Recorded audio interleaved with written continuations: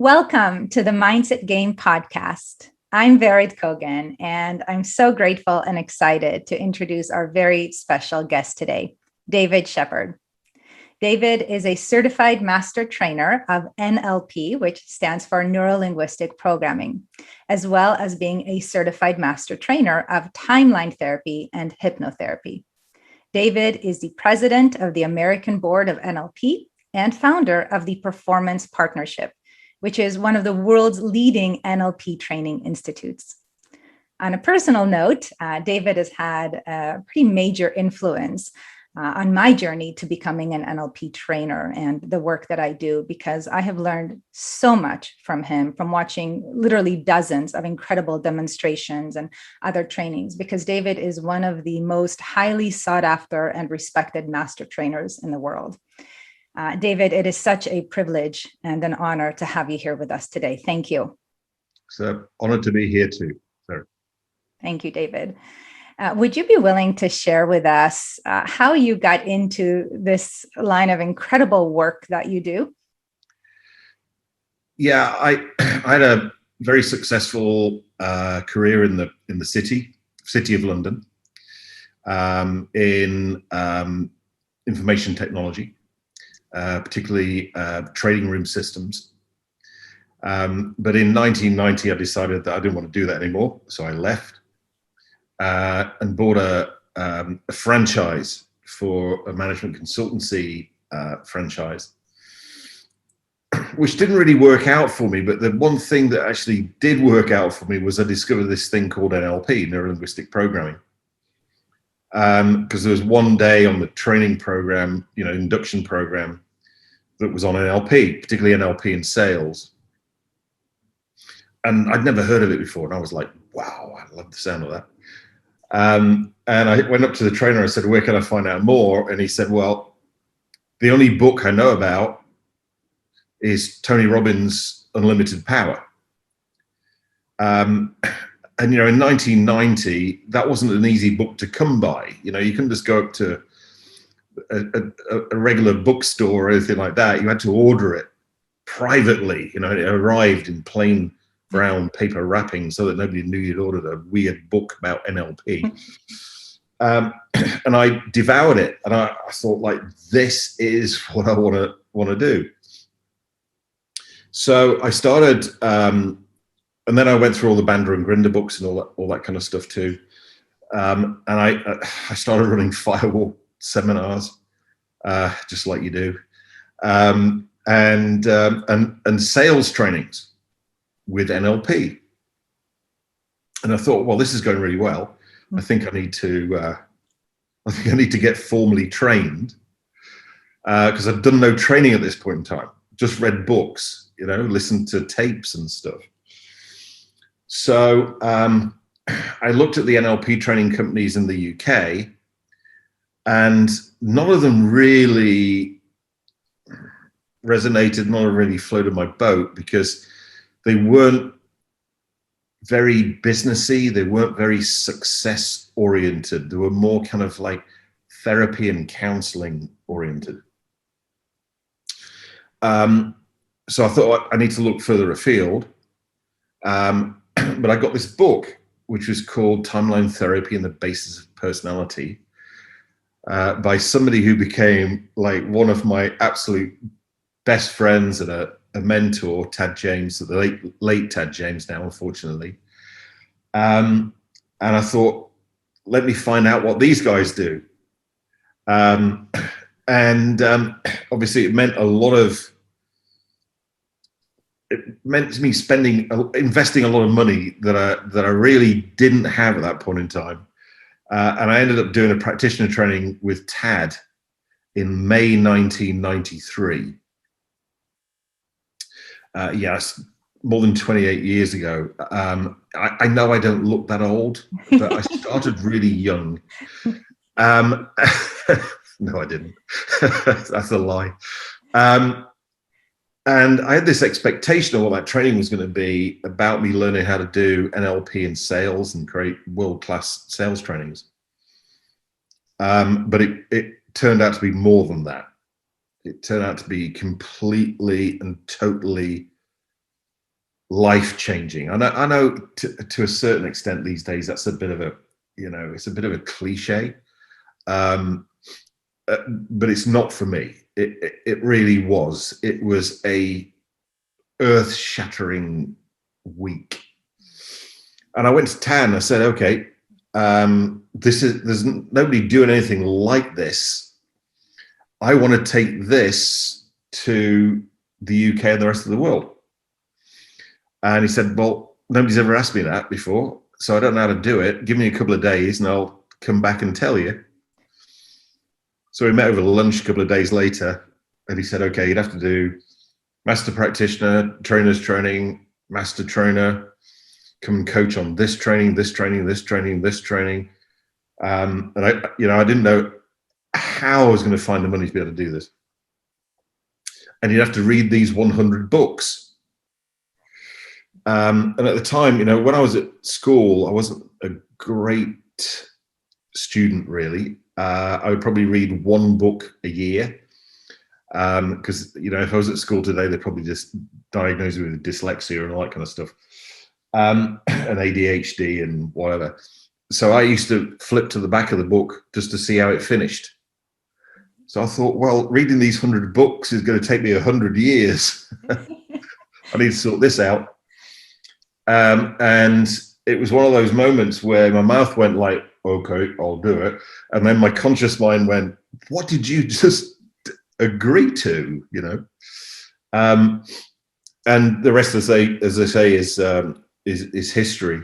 I did follow through on everything. I made it happen, even though when I agreed to it, I got no clue how I was going to do it, both from a time point of view or a financial point of view. And I did make it happen. And then I was made a master trainer in 1996 by Tad and his then co-trainers John Overdorf and Julie Silverthorne. And they then went their separate way. And then Tad said to me, David, will you co-train with me on trainers training, and then later on Huna, which, again, it was such a massive privilege, but also it was like an apprenticeship program. And, we had massive amounts of fun, massive amounts of laughs. We, worked with literally hundreds and thousands of people. And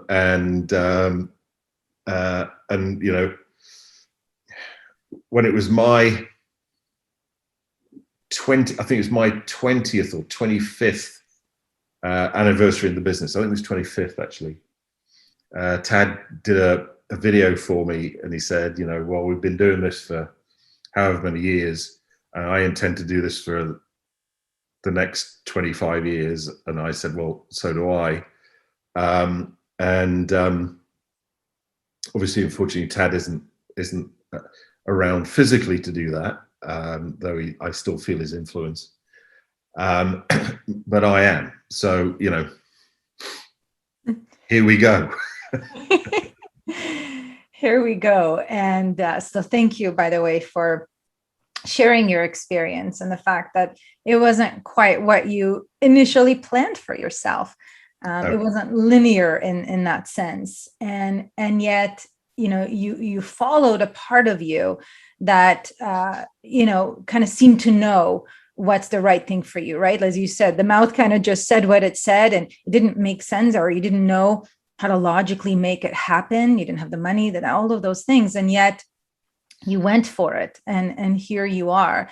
So how does that fit into this concept of success, in terms of how to create success in that way, which is non-linear, right? Many of us work so hard, and we do the right things, and sometimes get what we want, and sometimes we don't, but it tends to really deplete our energy in the process of creating it. So I'm curious, what's another way to create success?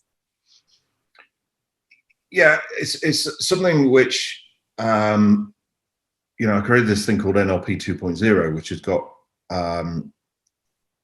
additional presuppositions into it. And one of them is that nothing in the universe is linear. It's all quantum. Or, success isn't linear, it's quantum. So I talk about this thing called the quantum success team, which is your conscious mind and your unconscious mind. And your conscious mind is the mind that you think with, and your unconscious mind is everything else. In fact, if you were to think about everything that you're not thinking about right now, that's right, then that would be your unconscious mind, right? So your conscious mind is the goal setter, and your unconscious mind is the goal getter. So really, there's a big difference between goal setting and goal achievement. And I say to people, how many people here set a goal and you achieved it? Everybody puts their hands up. How many people here set a goal and you didn't achieve it? They all put their hands up. Whoa, same people. So what's the difference that makes the difference? So the role of your conscious mind, the goal setter, is just to decide what it is that you want and when. Then your conscious mind is done, as long as you communicate that effectively with your unconscious mind, which would be an entire other chat about how we go about doing that. So what a lot of people do, though, is they go, well, this is what I want, this is when I want it, but I can't think, conscious mind, I can't think how that's going to happen. So they don't even set the goal. Or, which is a surefire way of not achieving it. Or what they do is they sit down and go like, okay, I need to work out a logical, rational, sensible plan of how to achieve this goal. But that's not the way your unconscious mind works. It is the way your conscious mind works, and it's the way your conscious mind would love the universe to work. But it doesn't. The universe works how your unconscious mind works. So your conscious mind thinks in a very linear, step-by-step way. So, for instance, you might go, okay, I've got a goal of making £120,000, $120,000 in the next 12 months. And you go, okay, so let's work out a plan of how I'm going to do that. So that's £10,000, $10,000 a month. I work 4 weeks out of a month, so that's $2,500 or pounds.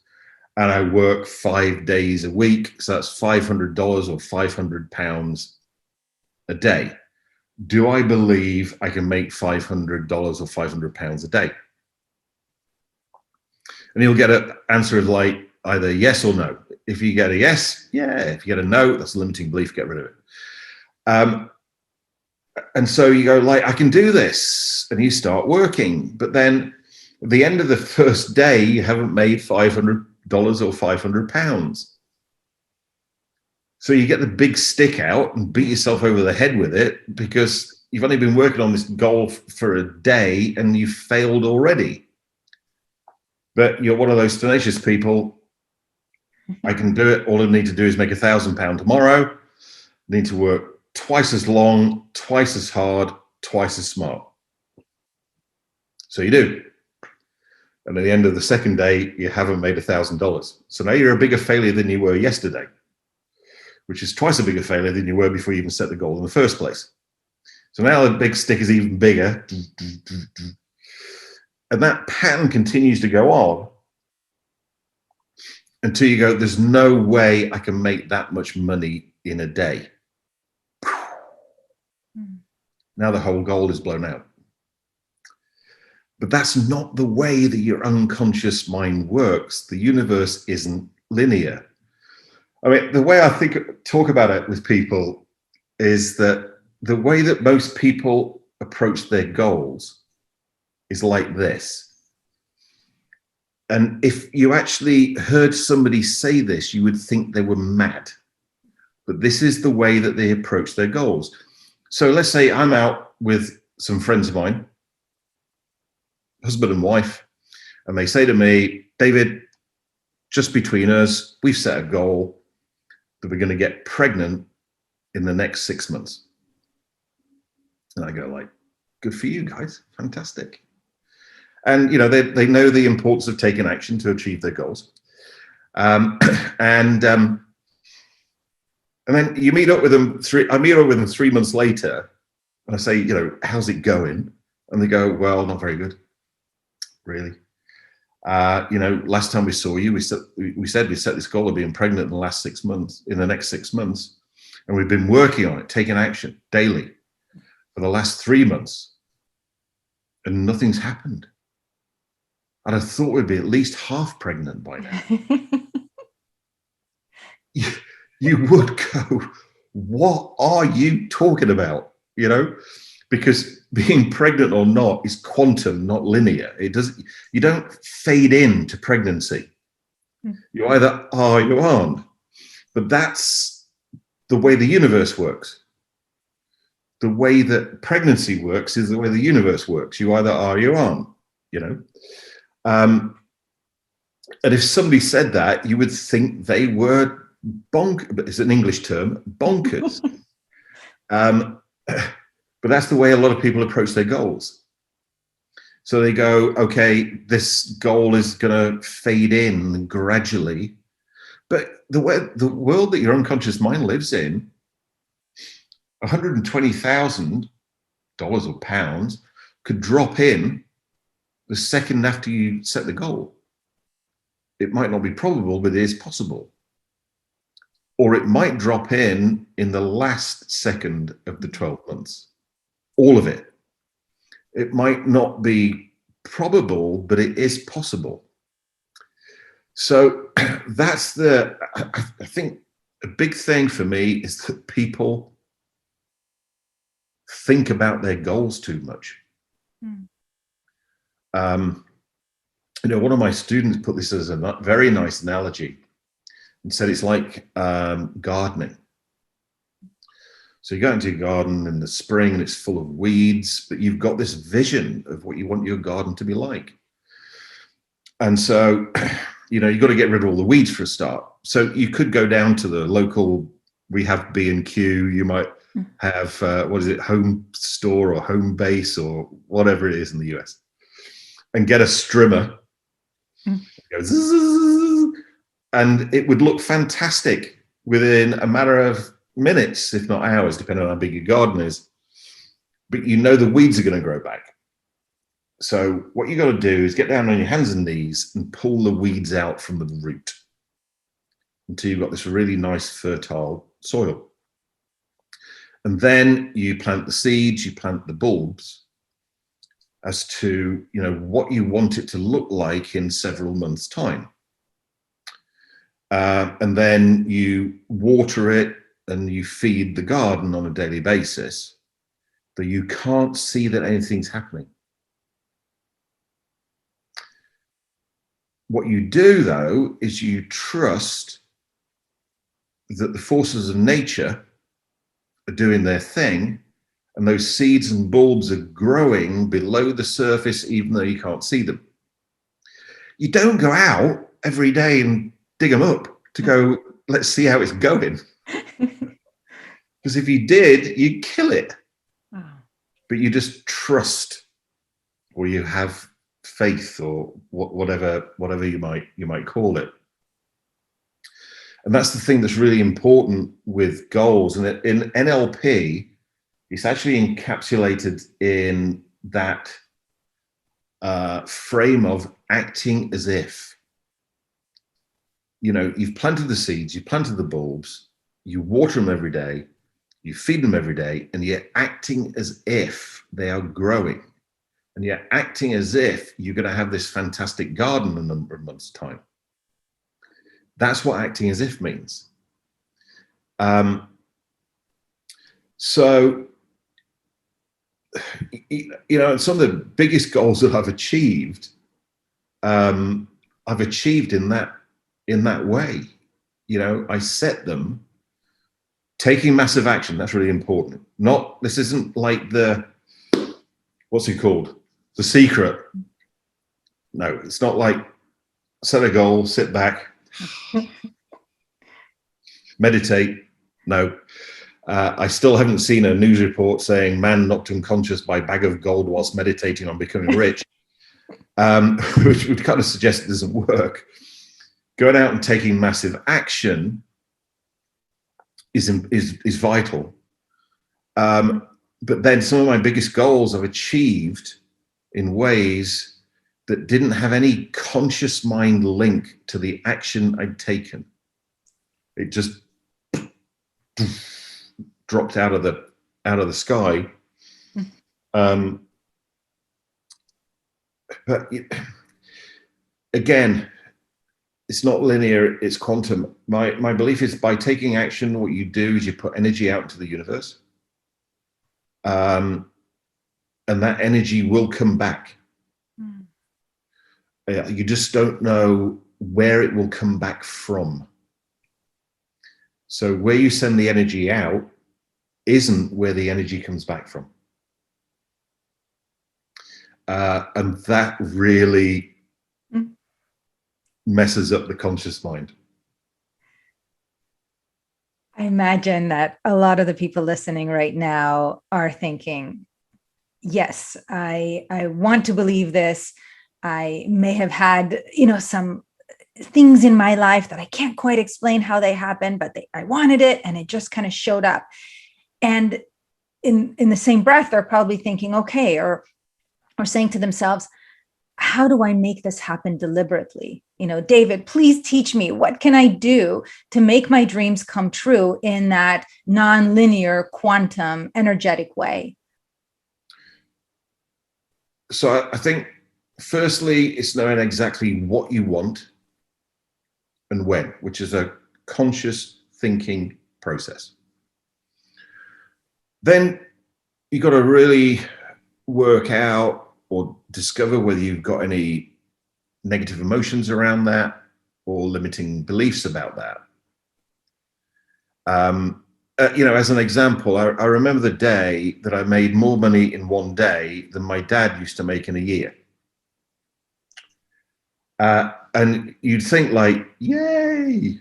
No, I felt guilty. I felt really bad about that. Because I still consider my dad to have worked harder than I do now. So I felt bad about that. Now, am I ever going to allow myself to have such a successful day again? No. So quite often when you think about your goals, you've got fear comes up, you've got guilt comes up, and all of those kind of things. Or am I good enough? Am I being too greedy? All these kind of things, which you've got to get out of the way to allow your unconscious mind to get on with the job. Then take action. And I just put out a video just recently, actually, where in it I said there's a reason why hunters use shotguns rather than rifles. Because with a shotgun, it's a lot harder to miss. And to achieve your goals, you've got to go shotgun, not rifle, because you don't know which one of your actions is going to create the result until it has. So you've got to do everything. That's what taking massive action means. But also literally impregnating with your conscious mind into your unconscious mind exactly what it is you want your unconscious mind to find out of this quantum universe. And people do this all the time. Yeah, I've got a student of mine, her name's Sally, And she came up to me on a training. She said, David, I've got a goal. Can I share it with you? And I said, yeah. She said, I want to be the company that I work for, which is like airline company. I won't mention the company. I want to be my company's first female 747 captain, not pilot, captain. And I said, go for it. She goes, yeah, but David, I've got no clue how I'm going to achieve it. I said, Sally, go for it anyway. I said, no, you don't understand. The company that I work for is probably one of the most male chauvinistic companies on the planet. Boys can fly big planes, girls only fly little planes. And the 747 obviously is the biggest plane at that time that we've got. And I said, Sally, go for it anyway. Next time I saw her, she goes, I did it. And she was that company's first 747 female captain. And she had the route London Gatwick to Las Vegas, which is quite a good route, right? By the way, I love Las Vegas. Not that I gamble, I just love the whole thing about Vegas. But you know, and I went do some speaking gigs in Vegas, and you get on the plane and you don't care what route Sally takes. As long as she gets you to the right place, Las Vegas, on time, safely. You're too busy watching the movies, having a gin and tonic and having some nice food. That's the way you need to approach your goals, because Sally, the captain, is your unconscious mind. You consciously go, okay, I've got to go to Las Vegas to do this speaking gig on this particular day, and I want to get there safely. And then you trust Sally, the captain, your unconscious mind, to get you there. But you let go of the destination, you let go of not the destination, you let go of the route, because you don't care. That's how you do it.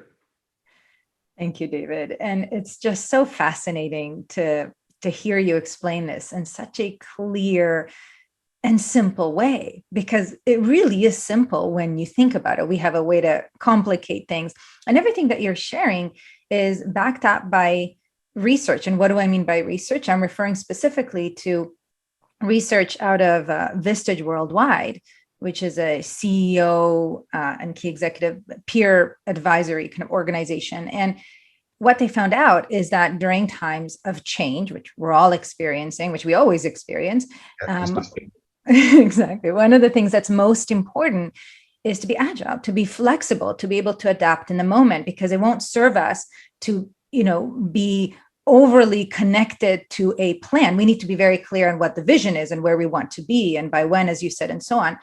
But being overly concerned with all of the steps of the plan might lead us to miss what's happening around us or inside of us in terms of our own guidance. Yep. So would you be willing to share a little bit more about that concept that maybe I'll call it surrender, right? Of this kind of like, you have an intention, but you're also at the same time letting go of like the form of exactly how it's going to happen. Like, how does one do that? Because it does require us to trust. And when we have uncertainty, you don't know what's going to work out. So it's really hard to trust that it will. How do we do that? Well, I think in other contexts, it'd be like trusting or having faith in something outside of us, like a higher being or whatever it may be. Whereas what we're really talking about is having a trust and a faith in something inside of us, which is our own unconscious mind. And maybe the best way I can do this is to give you an example of my own experience of it. This would have been in the late 90s. As you mentioned, the performance partnership, the company I founded, we were doing public trainings, NLP practitioner, master practitioner, trainers training. We hadn't done any corporate training for a while. We used to do a lot of that, but I put my focus on the public certification trainings. And I decided that it was time to get back into the corporate world. So this would be late 90s. I set a goal, right, £100,000 gross, ex-tax in corporate training in the next 12 months. And I went to my team that got working for me. I went, okay, so this is the goal. Are you up for it? Do you believe we can do it? Yes. And so we set the goal. And we carried on doing what we're doing, which is advertising, selling, delivering, which is the actions that a training company would take. We set that goal between December and January. In January, I got a phone call from a guy from what is now PricewaterhouseCoopers, because this was before they merged Cooper Lybrand and Pricewaterhouse. And he said, can I have a meeting with you to talk to you about delivering some presenting magicallys for our partners and senior partners? Of course, if somebody calls you to somebody like me, the answer to that would be yes. So we lined it all up, and this is the 90s, right? So this is before the internet. This is before I published the book Presenting Magically with Tad. We did have a customer relationship management system. I think it was called ACT or something at the time. So I'm searching for this guy, and he's not on there. So I thought, okay, have we got anybody from Cooper Lybrand? No. Have we got anybody from Pricewaterhouse? No. So now I'm going, so where did this guy find out about me? So I go along and meet him at their very prestigious head office, which is just by Embankment Tube Station on the Thames in London. And that's my burning question. How did you find out about me? And he said, I was thinking about that on the way in. And I can't remember. I think somebody told me about you at a party, but obviously it was a good party because I can't remember. So we sat down, we had a meeting, and I walked out of that meeting with a contract for 3 presenting magicallys over the next 12 months for the value of £100,000 plus tax. So I went back to the office and said to the guys, okay, we need to reset that goal. And they went, no, David, we can still achieve it. We're only 2 weeks in. You've got a limiting belief. You've got to get rid of it. And I went, no, you don't understand. We need to reset it because we've already achieved it.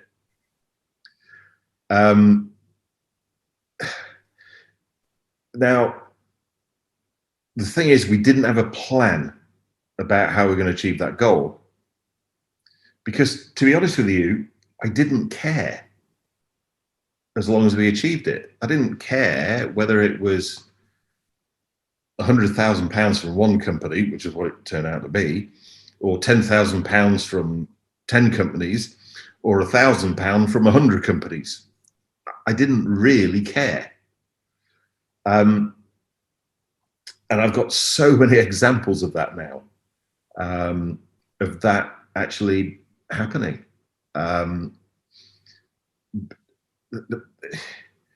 It's kind of like knowing exactly what you want, being very specific about it, knowing how to communicate to your unconscious mind that this is exactly what you want your unconscious mind to find you. And being able to communicate that effectively to your unconscious mind, and your unconscious mind being clear, as in it's okay with that. There's no limiting beliefs, or there's no negative emotions about it. And then just letting your unconscious mind get on with it. You know, I'm from an IT background, and we used to have weekly software planning meetings, which you had to have, you know, but nobody ever kept to it.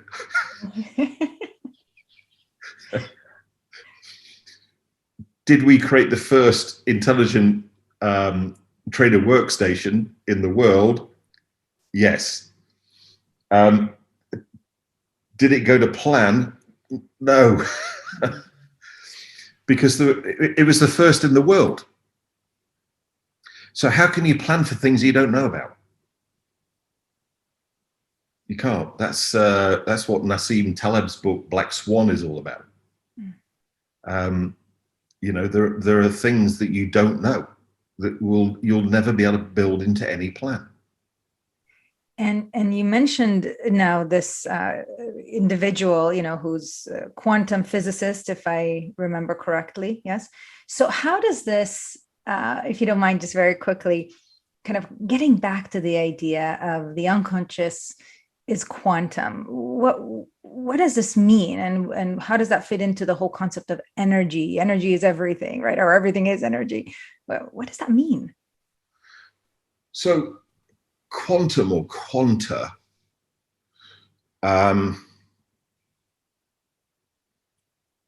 essentially means packets. So you might have, and it's an overused term these days, which is the term quantum leap. You know, they even made a TV series out of it, you know. But what a quantum leap actually is that you've got an electron going around a proton or a neutron in the middle. And every now and again, it goes into what's called a higher spin state, which means it's gone further away. So it's a little bit, if you look at it, you know, and it is just a model because it's not actually the way it works, as being like a mini solar system. It's a bit like a planet suddenly going further away from the sun. Which means it's a higher spin state, which means it needs more energy. So your conscious mind, linear mind, would think that what happened was that the electron would spiral its way out, gradually getting further and further away. But that's not actually what happens. What actually happens is the electron disappears in one place and reappears in another place instantaneously. Zero time.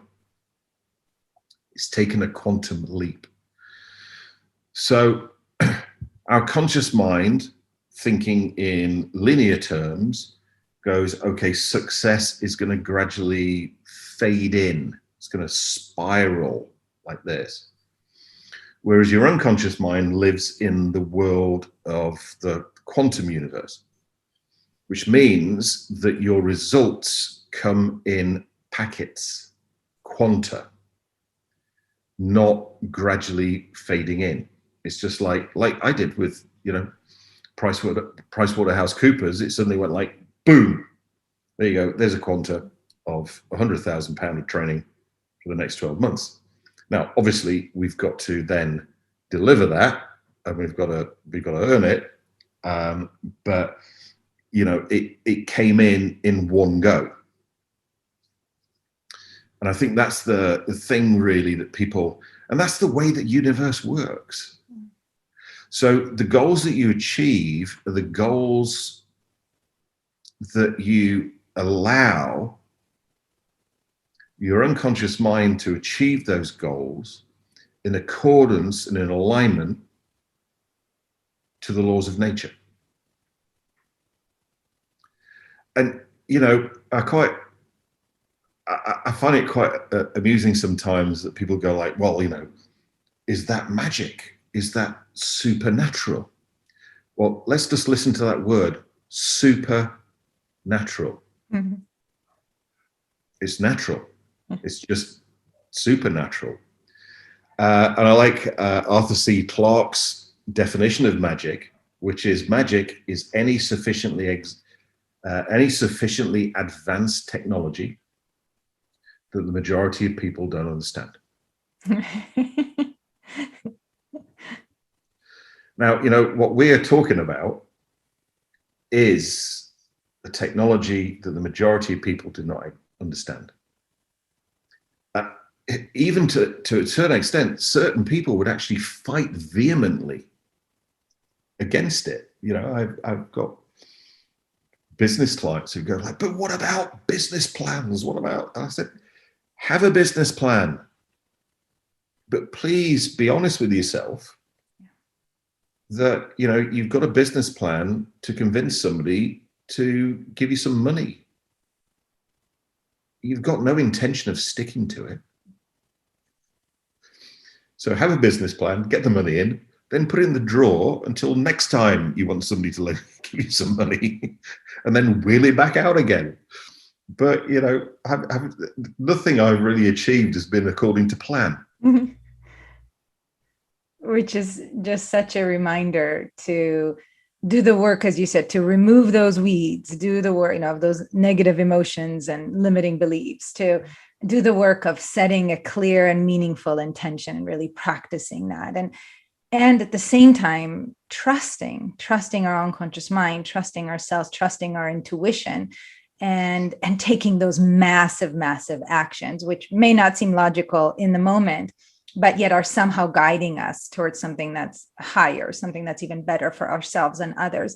And, there is a little bit of research now, about, for example, from the Institute of Heart Math, about non-local intuition and about energy. So I believe it's a matter of time until more people know this, and with research now being able to explain a lot of the things that seemed like magic. I believe within a matter of time, it really won't be magic anymore. It'll be a system, a supernatural, which will then become what we would call natural, because it wouldn't be super anymore. It'll be the new default. The new normal. Exactly.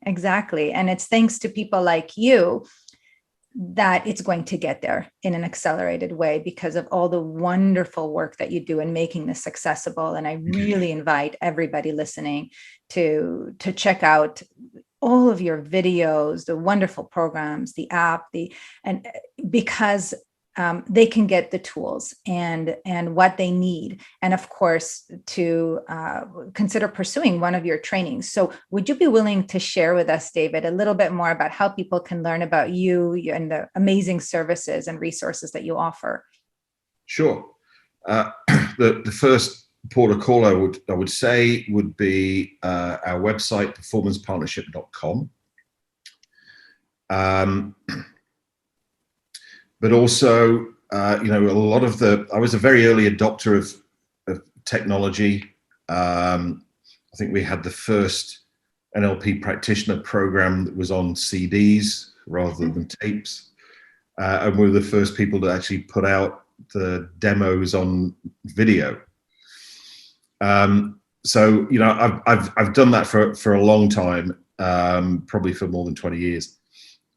So now we've put all of that content on one particular website, one particular subscription site, C21NLP.com, 21stcenturynlp.com. So all my new stuff will go out there. They'll also search for me on YouTube and on Facebook. I'm on Facebook, I'm on LinkedIn, I'm on YouTube. And literally there are hundreds of hours of video on those platforms that you can look at and digest and absorb for free. And then, if you like it and you go, wow, okay, if this is what this guy does for free, then what am I going to get when I pay? I can guarantee you'll get even more. But my life purpose is changing the thinking of the world. And so, I make huge amounts of content, which isn't sales content. This is just pure value content that people can get for free. Because I believe that, one is that enables me to achieve my purpose, my mission of transforming the planet for anybody. But equally, it's a model which I find a very interesting model from a marketing perspective called the Freemium Model, which is you make a premium product available for free. Because then people will go, if they've got the wherewithal and they want more of it, they'll go, okay, if I get that amount of value for free, then what am I going to get when I invest? And that's the way that I run things. So all of the content that you'd find on any of the social media platforms, or even C21 NLP, which obviously you need to pay for, none of it is sales pitch. It's all just solid content. That's my belief. I know it's different from a lot of other people's, but it's served me quite well. So, and I thank you once again, because it has served me quite well personally, and I know many of my colleagues in the NLP training world. You really do give value, and this is also an invitation for everybody listening to give from their heart, to give value, to help, and just to trust that in some way, somehow, it will, of course, help others, and perhaps you, right? More than likely you, according to the laws of the universe. So thank you, David. With all my heart, you are such a gift to our world. You really are transforming the planet. And it is really with deep appreciation that I say thank you now. I appreciate that. Thank you.